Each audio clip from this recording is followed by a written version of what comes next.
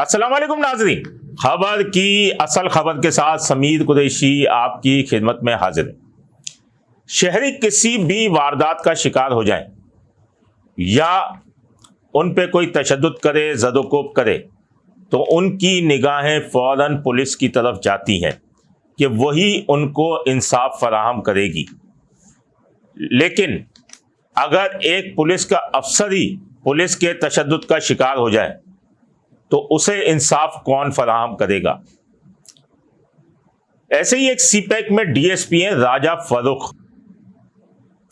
9 अक्टूबर की सुबह पीसीएचएस में वो रिहाइश पजीर हैं और 9 अक्टूबर की सुबह जो है, सुबह या रात गए कह लें कि 8 और 9 की दरमियानी शब जो होती है, उसमें दरख्शां की इन्वेस्टिगेशन पुलिस पार्टी जिसके incharge Maqbool, sub inspector Arif Ali, ASI Ghaffar, सिपाही इरफान, अफजाल और शुएब, ये टीपू सुल्तान पुलिस के हमरा उनके फ्लैट के ताले तोड़कर अंदर दाखिल हुए और घर में दाखिल होने के बाद उन्होंने उनसे तल्ख कलामी हुई। उन्होंने अपना तारुफ कराया कि मैं डीएसपी सीपैक हूँ, लेकिन वो उन्हें तशद्दुद का निशाना बनाते रहे और बाद अज़ां पीछे वाली खिड़की से उन्हें धक्का दे दिया, जिस पर वो फर्स्ट फ्लोर से नीचे नाले में जा गिरे। उसके बाद उन्होंने घर से उनकी सरकारी एसएमजी, राइफल, पिस्टल वो समेटा और चल दिए। सीसीटीवी फुटेज में वाज़े नज़र आ रहा है कि पुलिस जाते हुए नज़र आ रही है। थाने जाकर जो रोजनामचे में एंट्री हुई है वो 9 तारीख की सुबह 2 बजे की एंट्री है।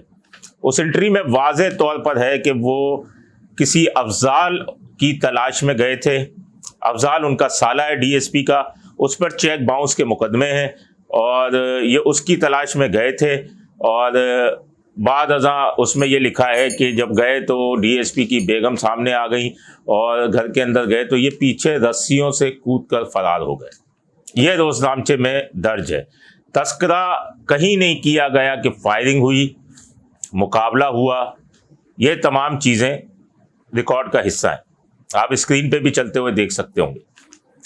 उसके बाद 10 तारीख की रात को 10 बजे मुकदमा दर्ज होता है टीपू सुल्तान थाने में जाली पुलिस मुकाबले का, कि जब ये पहुंचे हैं तो डीएसपी ने तल्ख कलामी की, फिर उनका साले ने खिड़की से फायरिंग की, जबकि उनका साला अफजाल, जो कि सारा झगड़ा जिसकी वजह से है वो कई माह से बैरून मुल्क फरार हो चुका है।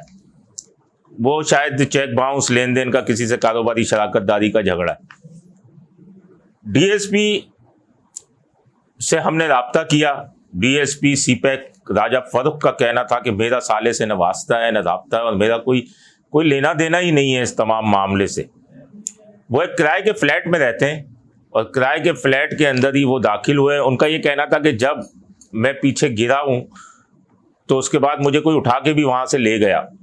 12-14 घंटे तक वो बेहोश रहे। जब होश में आए तो उन्हें फिर महमूदाबाद की गलियों में छोड़ दिया। जब वो थाने गए टीपू सुल्तान अपनी दरख्वास्त देने के लिए कि उन पर इस तरीके से तशद्दुद हुआ, तो पुलिस ने डीएसपी की ही दरख्वास्त नहीं ली। उसके बाद जो मुकदमा दर्ज होता है इनके खिलाफ जाली पुलिस मुकाबले का, उसमें सरकारी एसएमजी और राइफल रख दी कि जी पुलिस मुकाबला इन्होंने किया था। रोजनामचे में कोई तस्करा नहीं है।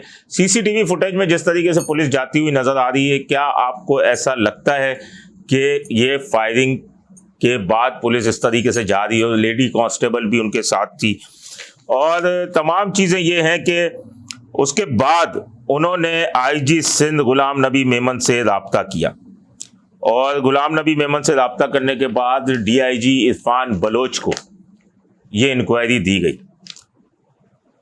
इरफान बलोच ने भी उन्हें अपने पास बुलाया, इनकी तमाम बात सुनी और उसके बाद उन्होंने निहायत ही अफसोस का इजहार करते हुए कहा कि आपके साथ ज्यादती हुई है, लेकिन इंसाफ फिर भी न मिल सका।